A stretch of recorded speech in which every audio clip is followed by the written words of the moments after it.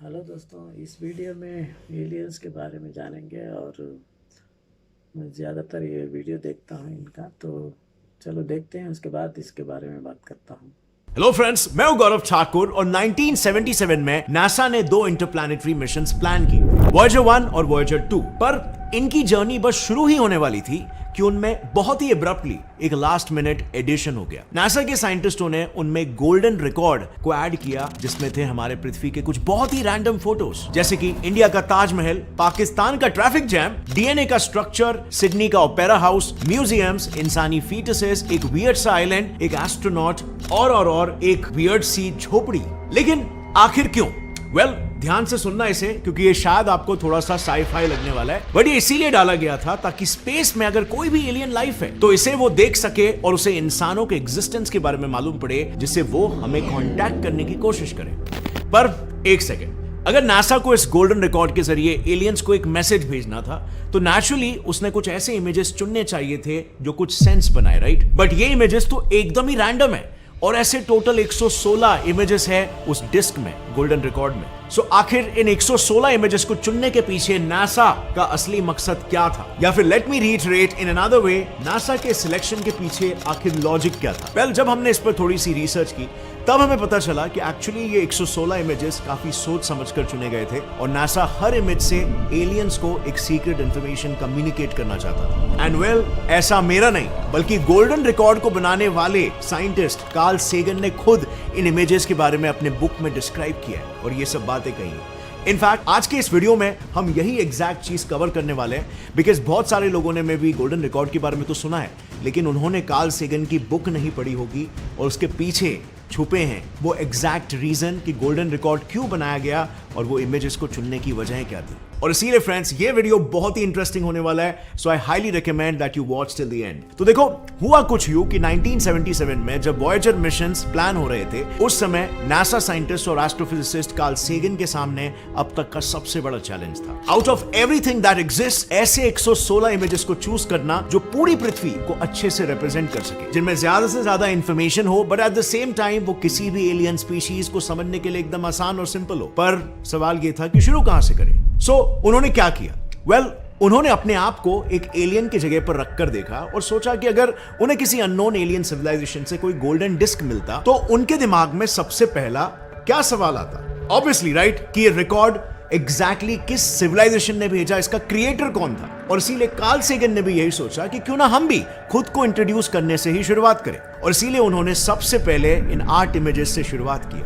अब इन इमेजेस के जरिए उन्होंने ह्यूमन स्केलेटल स्ट्रक्चर आखिर कैसा होता है, उसमें कौन से ऑर्गन्स होते हैं और वो कहां लोकेटेड है, ये सब कुछ एक दूसरे से कैसे लिंक्ड है, और इन ऑर्गन्स को चलाने के लिए हमारा नर्वस और सर्कुलेटरी सिस्टम कितना जरूरी है, इन सभी चीजों को दिखाने की कोशिश की। लेकिन फ्रेंड्स, अगर आप यहां पर थोड़ा सा ध्यान से देखोगे तो यहां पर अभी भी एक बहुत ही इंपॉर्टेंट सिस्टम तो मिसिंग है, हमारा रिप्रोडक्टिव सिस्टम। सो साइंटिस्टों ने अपने गोल्डन रिकॉर्ड में ऐसे और 9 पिक्चर्स को अलग से ऐड, जो हमारे जेंडर से लेकर उसका पॉपुलेशन बढ़ने में जो रोल है, ये सब कुछ कवर किया। फॉर एग्जांपल, इनमें से फर्स्ट इमेज में बॉडी के रिप्रोडक्टिव ऑर्गन्स को मेल और फीमेल सिंबल्स के साथ स्केच किया है, और फिर अगले इमेज में उन सिंबल्स का क्या मतलब है ये बताया, एंड देन तीसरे इमेज में बताया कि मेल के स्पर्म्स कैसे फीमेल एग के साथ फ्यूज होकर उसे फर्टिलाइज करते हैं, और फिर उनके फ्यूज होने पर एग में सेल्स का मल्टीप्लिकेशन कैसे शुरू होता है, ये दिखाया गया है इन द 4th स्टेज। इसके बाद इस मल्टीप्लिकेशन से एक फीटस डेवलप कैसे होता है, ये बताया गया है अगले 2 इमेजेस में, एंड देन फाइनली ये पूरा प्रोसेस एक ह्यूमन शरीर में कहां होता है और वो फीटस कैसे बाहर निकाला जाता है, उसके लिए उन्होंने ये 2 इमेजेस दिखाए। यानी कि गाइस, अगर आप एक एलियन हो तो यहां तक आप ही अच्छे से समझ चुके होंगे कि इस गोल्डन रिकॉर्ड को क्रिएट करने वाला क्रिएटर आखिर कैसा दिखता होगा। इसके अलावा उन एलियंस के लिए 2 चीजें और क्लियर हो गई होगी। पहले, हम इंसान अपनी तादाद कैसे बढ़ाते हैं, और दूसरी, ह्यूमन सिविलाइजेशन में लव का, रोमांस का कॉन्सेप्ट क्या है। इनफैक्ट इसी कॉन्सेप्ट पर ना एक काफी रिलेटेबल वेब सीरीज भी रिलीज हुई है, हाफ लव हाफ अरेंज्ड। इसमें काफी इंटरेस्टिंग स्टोरी है कि एक 30 साल की डॉक्टर रिया प्यार में कंप्लीटली फेल होने के बाद डिसाइड करती है कि वो सीधा शादी करेगी, लेकिन एक अरेंज्ड मैच मेकिंग सेटअप में। 30 में शादी प्लान करी थी ना? हाँ। 30 में ही होगी। और इस वेब सीरीज में डॉक्टर रिया मैच मेकिंग का सहारा लेती है और अपने मिस्टर परफेक्ट को ढूंढने में लग जाती है। मुझे अच्छा लड़का मिलेगा ना शादी ब्याह तुझे मजाक लगता है? अब आगे क्या होता है और डॉक्टर रिया की जिंदगी में कौन आता है, इसका जवाब आपको इस वेब सीरीज में मिल जाएगा। बहुत ही इंटरेस्टिंग है ये सीरीज, काफी एंटरटेनिंग और रिलेटेबल है क्योंकि मानवी गागरू की एक्टिंग काफी नेचुरल है। तू नहीं करेगा मुझसे शादी?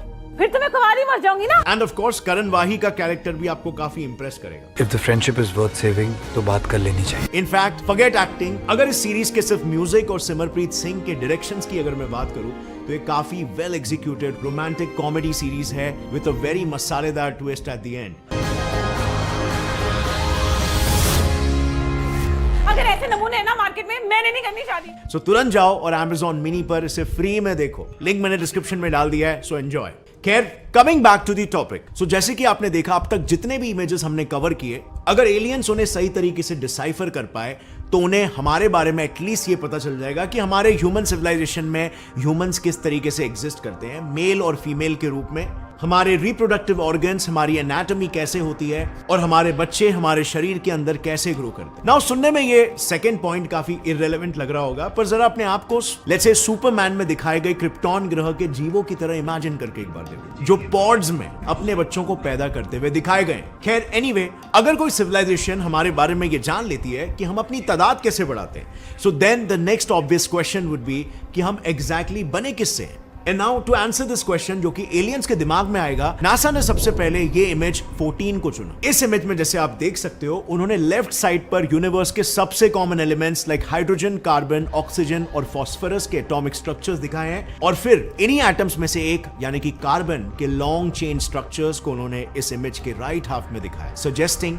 कि इन सभी एलिमेंट्स में से कार्बन वो एलिमेंट है जो हमारे लिए सबसे इंपॉर्टेंट था। और आगे उन्होंने बिल्कुल वही चीज अगले दो इमेजेस में बताया। उन्होंने कार्बन के उन लॉन्ग चेन स्ट्रक्चर्स को रेफरेंस लेते हुए ह्यूमंस के लिए सबसे इंपॉर्टेंट मॉलिक्यूल डीएनए का एक इमेज बताया है, ताकि अगर उन एलियंस के शरीर में भी कोई सिमिलर स्ट्रक्चर हो तो वो आसानी से रिलेट कर पाए। अगर सपोज वो रिलेट नहीं भी कर पाते, बट उन्हें उस स्ट्रक्चर का हमारे बॉडी में क्या लोकेशन है और क्या पर्पस है वो जानना तो बिल्कुल जरूरी होता, और इसीलिए नासा ने उन 116 इमेजेस में से इसे भी इंक्लूड किया। ये इमेज बताती है कि डीएनए बॉडी के सेल्स में मौजूद होता है और हमारे इंफॉर्मेशन को पास ऑन करने के लिए सेल्स के साथ वो भी मल्टीप्लाई होता है। यानी कि ऑल इन ऑल अब तक देखे इमेजेस को अगर हम समराइज करें तो हमने एलियंस को एक ह्यूमन सेल से लेकर एक कंप्लीट ह्यूमन स्ट्रक्चर, उसके पीछे की पूरी प्रोसेस और फिर वो अपनी तादाद कैसे बढ़ाता है, इस सब का एक कंप्लीट पिक्चर बताया। और यही वजह थी कि 2021 में search for extra terrestrial intelligence ने इन फोटोज का स्ट्रांगली विरोध किया था बाय सेइंग कि नासा का गोल्डन रिकॉर्ड ह्यूमैनिटी को रिस्क में डाल सकता है, व्हिच इज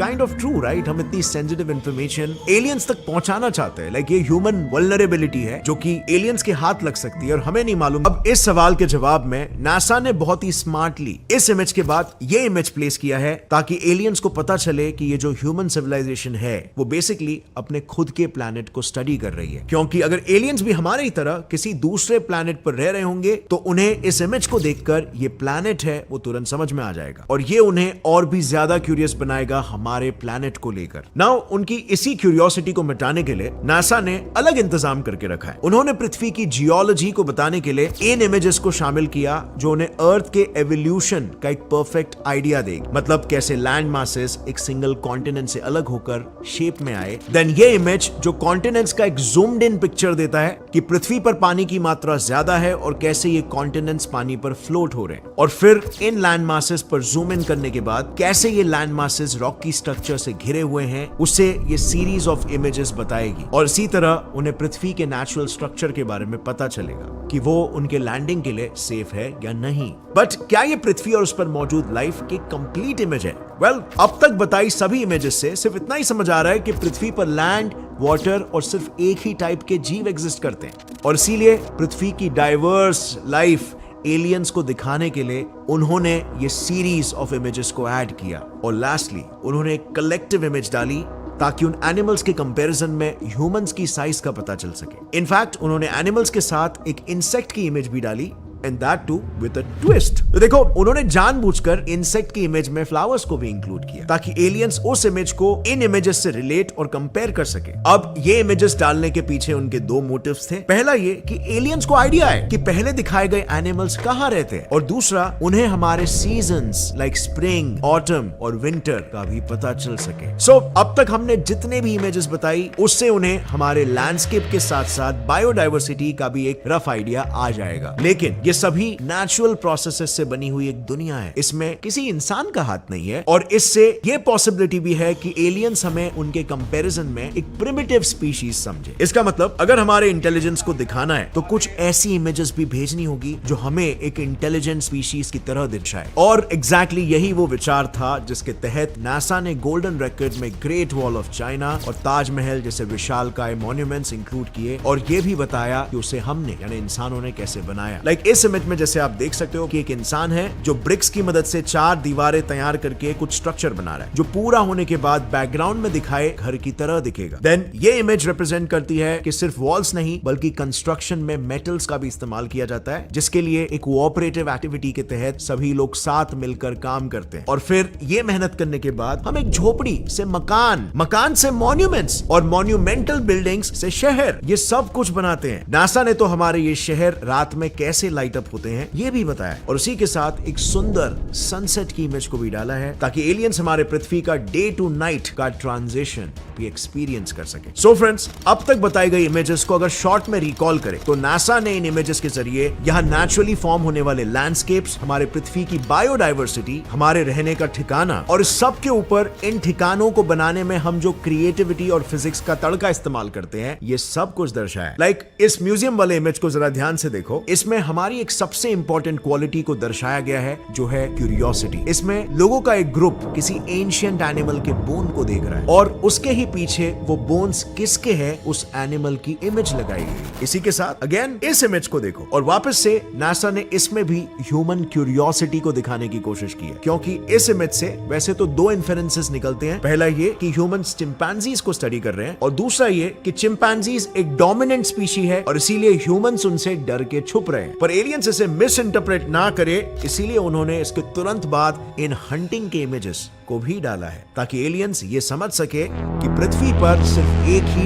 डोमिनेंट स्पीशी है और वो है ह्यूमंस। अब इसके बाद एक नेचुरल सवाल उठता है कि ह्यूमंस हंटिंग कैसे करते हैं। अब उसका जवाब देने के लिए उन्होंने ये इमेज ऐड किया सो दैट इन दो इमेजेस से ये कनेक्शन निकल सके कि ह्यूमंस नाइफ जैसे टूल्स के जरिए हंटिंग करते हैं। लेकिन ये टूल्स सिर्फ हंटिंग के लिए ही नहीं बल्कि अलग अलग कारीगरी और टेक्नोलॉजिकल एडवांसमेंट के लिए भी इस्तेमाल होते हैं। उसे बताने के लिए उन्होंने ये अगली दो इमेजेस भेजी है, और इस एडवांसमेंट में अकेला बंदा नहीं बल्कि पूरे ग्रुप का हाथ है उसे दिखाने के लिए उन्होंने ये इमेज भेजी। और फिर इस एडवांसमेंट के चलते ह्यूमंस ने अपनी डेली एक्टिविटीज को आसान करने के लिए ऐसे कई सारे टूल्स बनाए, ये स्टोरी भी प्रेजेंट की है। लाइक फॉर एग्जांपल इस इमेज को देखो, इसमें ये पिता अपने बच्चे की ओर आंखें पॉइंट कर रहा है और बच्चा कैमरे की ओर देख रहा है।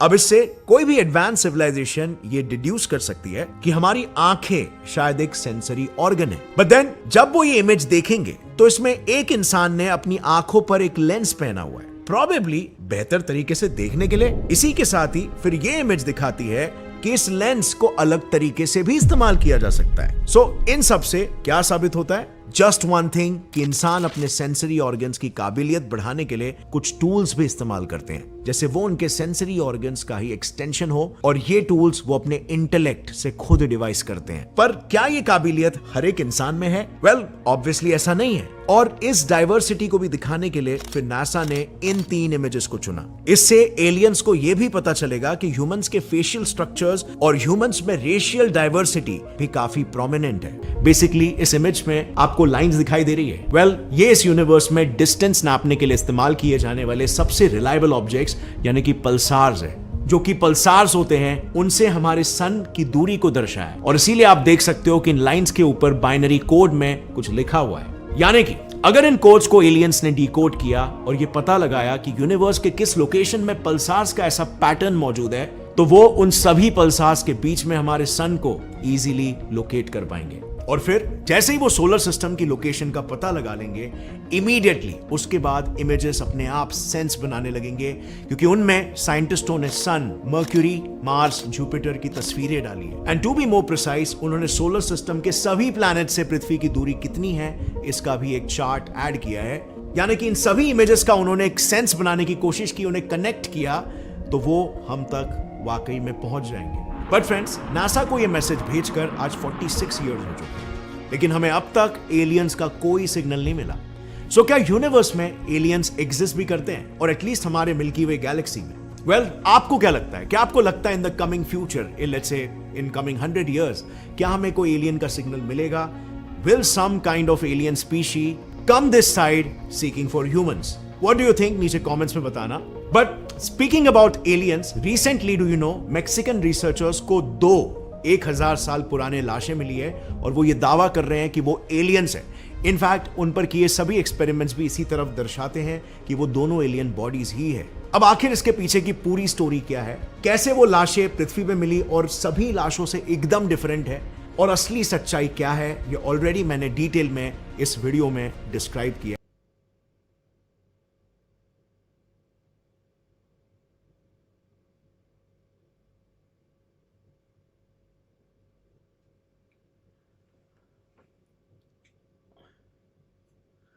ज़्यादातर यही है कि इंफॉर्मेशन भेजे हुए हैं एलियंस के पास अपने दुनिया की, नासा ने। अभी तक उसका जवाब तो नहीं आया है। उम्मीद करता हूँ जवाब आ जाए। अगर एलियंस हैं तो आपको क्या लगता है, एलियंस हैं या नहीं? एलियंस होंगे शायद, जिस तरह से हमारी दुनिया है, दूसरी दुनिया तो होगी। इतने बड़े दुनिया में एलियंस का मौजूदगी पकड़ पाना बहुत मुश्किल है, मगर दुनिया के बाहर तो होंगे ज़रूर, ये तो पक्का यकीन है।